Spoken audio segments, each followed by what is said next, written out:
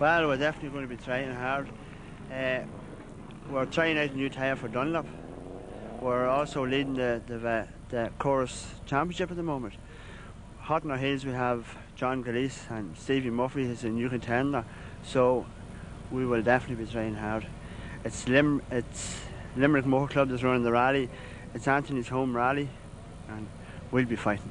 The weather's a bit unpredictable. If it stays dry, we'll certainly be trying very hard, but as you say, we're the first two-wheel drive car. The men up front are all driving four wheels, and it's a bit of a disadvantage if it rains, but we hope it'll stay dry. Now, I would have liked to have got a bit of practice in Cavan, but we've got to remember in this championship, Mickey has that special lucky ingredient, and it's very, very hard to beat a guy who's just got every bit of luck runs for Mickey. He was standing down further on the stage from where I retired in Cavan, and I think he was a very happy man down there.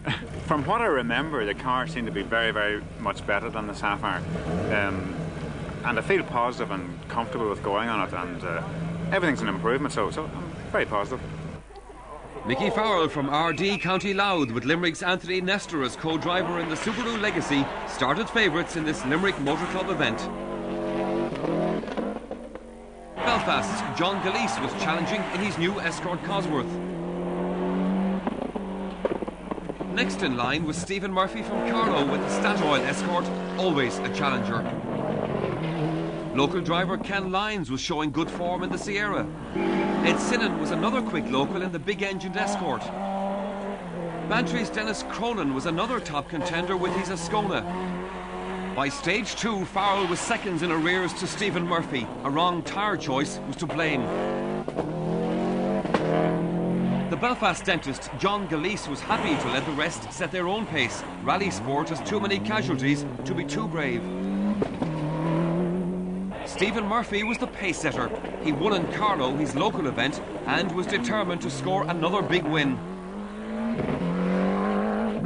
Donegal driver Paul Harris was another championship contender with the Yellow Sierra, co-driven by Don Wilmot.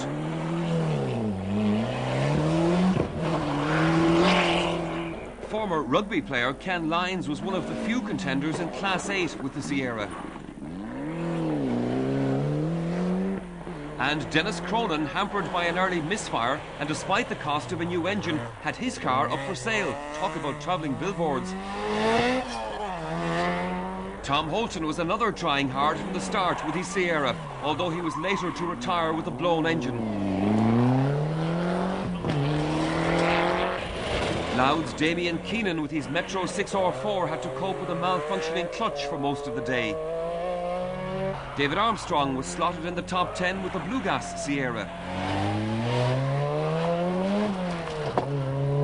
Kenmare's Vincent O'Shea was another who impressed. And the JMC Trans Am Escort with John McCluskey was among the top Group N runners.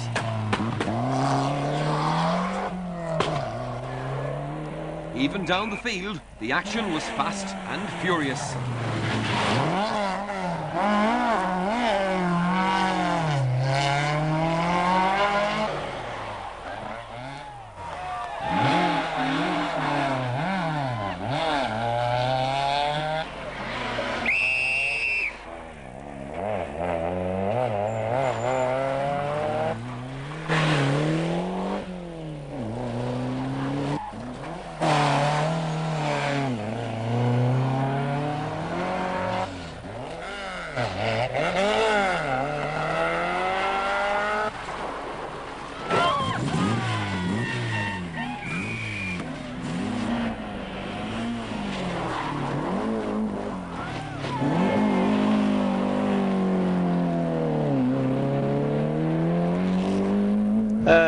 Found the first two just a little bit difficult to get the tyres to warm, but we bedded in and we got going pretty well.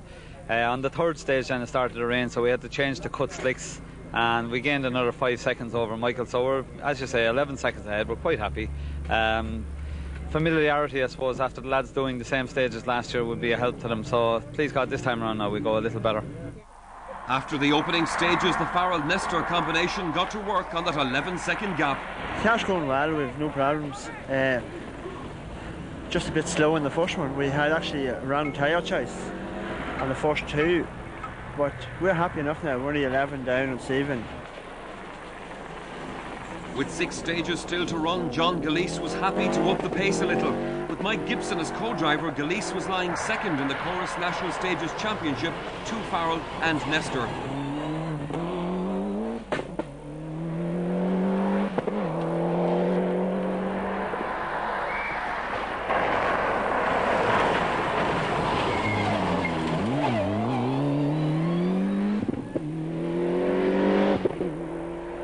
This was the last time we would see Stephen Murphy on camera.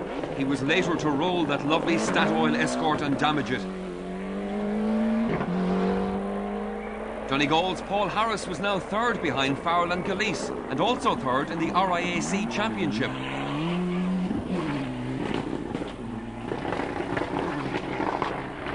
Ken Lyons was fourth on the road, but fifth in the Circuit of Munster Rally.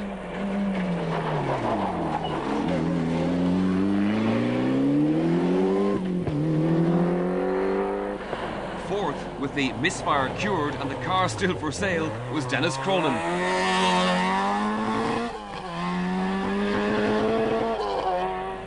And Damien Keenan, with the Metro still almost clutchless, is out of the top 10.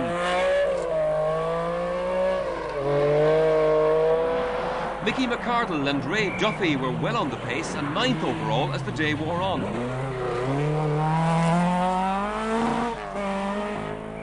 Again, Vincent O'Shea with the ageing Vauxhall Chevette.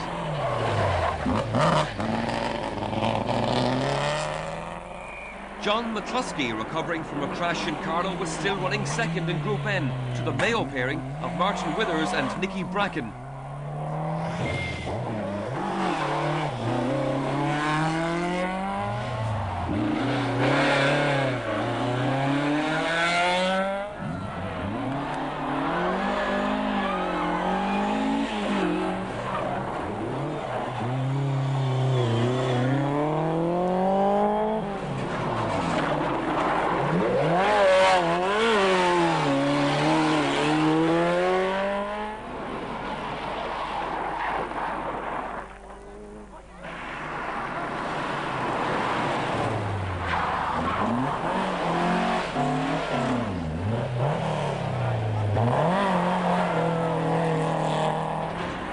As the stages rolled by, Mickey Farrell was more in command with the Subaru Legacy.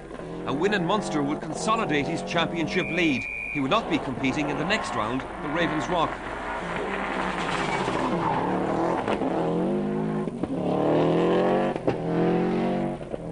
John Gilleese was happy to bring the new Escort home in second place. Paul Harris was third and the best two-wheel drive car. He's also third in the championship.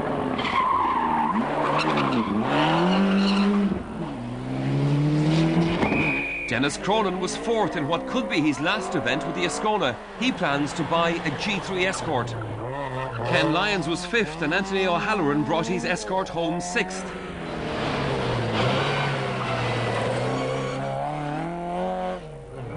Michael McCardle was ninth after a very successful drive.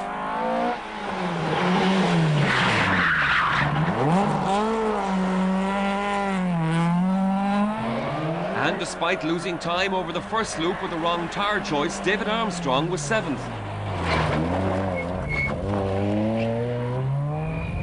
Martin Ward was a good eighth with his Escort and Linda Conroy as co-driver.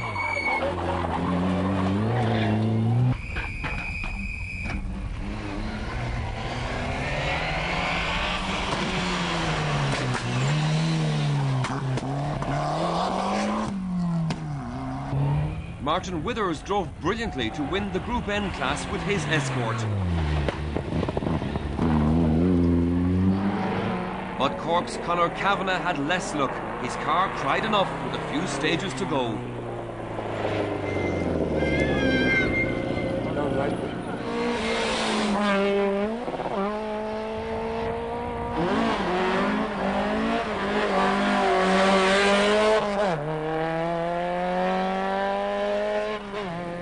So, into the finish at the Woodlands House Hotel Adair rolled the Subaru Legacy of Mickey Farrell and Anthony Nestor as the overall winners and championship leaders. We had a great day. We had no problems all day, except for Tuesday. But other than that, we had no problems. The car ran fantastic.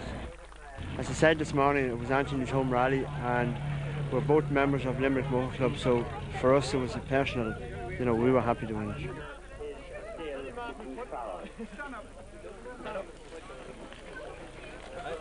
Check it again.